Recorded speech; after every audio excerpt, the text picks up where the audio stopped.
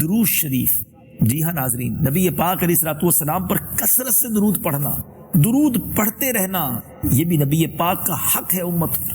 اور قرآن میں رب نے کتنا پیارا ہمیں حکم دیا ہے. آیت درود کا مطلب تو سمجھیے.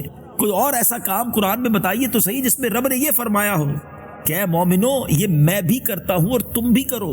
سوائے درود کے کوئی ایسا آپ اور معاملہ نہیں بتا سکتے. آیت درود سنیے، اس کا ترجمہ سنیے اور نیت کیجئے کہ آج کے بعد کثرت سے درود پاک پڑھیں گے.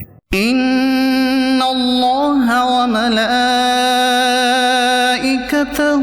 یصلون علی النبی یا ایہا الذین آمنوا صلوا علیہ وسلموا تسلیما.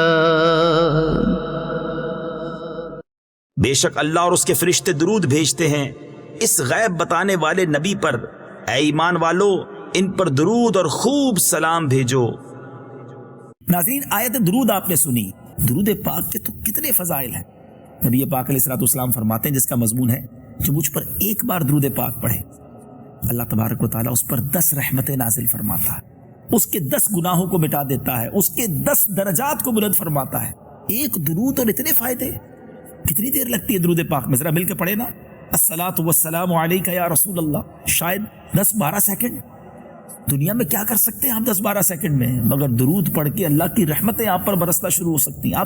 آپ کی بیماریاں، قرض داریاں، پریشانیاں، what ever problems you have, درود پڑھ کے تو دیکھیں. کثرت سے پڑھیں، پھر دیکھیں کیسے رحمتوں کا نزول ہوتا ہے.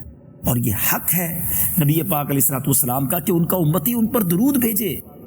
اللہ کرے کہ بس زندگی صرف ہو جائے اس کام کے لیے، ہمیں لطف بھی آنے لگ جائے گا. لیکن پڑھنے والے تو بنے نا. اس کا مسئلہ پتہ ہے کیا ہے؟